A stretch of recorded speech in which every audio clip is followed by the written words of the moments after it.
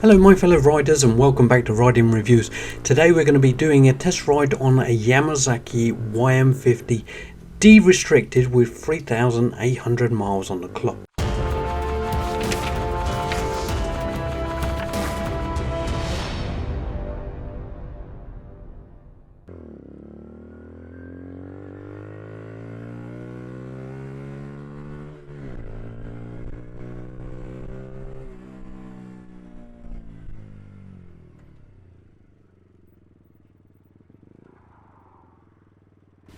Today we're going to be doing a test ride on the Yamasaki YM50 RE.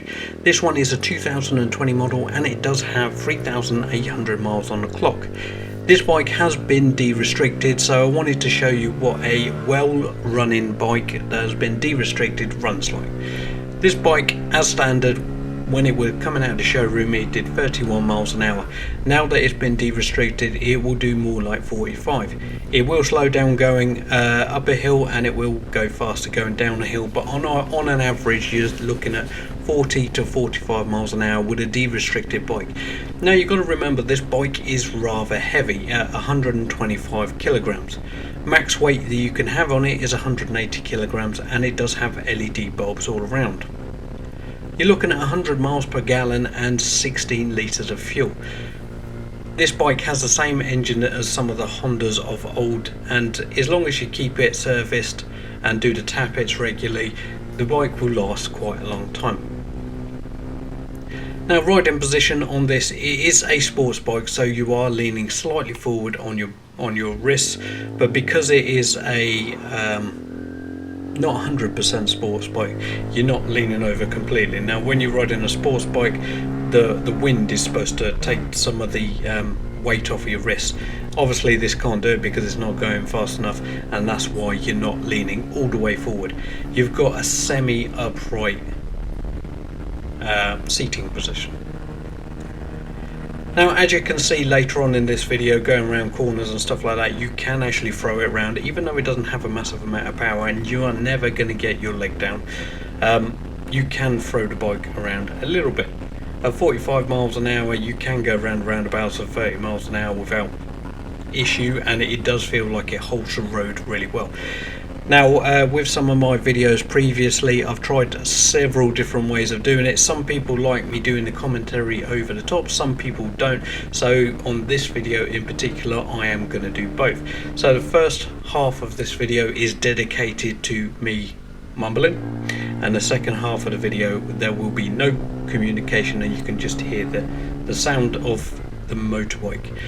It's quite hard to get rid of some of the air noise, so I'm sorry if there's a little bit of reverb from the air, but there's not a lot I can do. I have quite a good microphone and it does have an air protector, a wind protector on the end, but it still has quite a bit of distortion with a lot of wind. And going 45 miles an hour, it's a fair amount of wind. Now the actual build quality of this bike is quite good. There was a couple of things that we had to have a look at before the bike left. One of them was a cracked panel which was replaced. Lots of these second-hand motorbikes, number one, they're not looked after very well, and number two, most people fall off them, to be truthful. I would say the average amount of people that fall off is probably about 60%. Now, cheapbikesrus is now exporting to other dealerships, so there are, I believe, another 4 dealers that are dealing in the Yamasaki at the minute. One of them is Speedway, one of them is Tilly's, and there is another one, but I can't quite remember exactly who they are. But have a look on the Yamasaki website and you should be able to see who is your local dealer. Now, Riding Reviews doesn't actually isn't joined to cheapbikesrus directly. Riding Reviews is my own company. I do subcontract for cheapbikesrus, but yeah, they don't have any say on my content, so yeah. But anyway, I am digressing and I am coming away from the spec of the bike.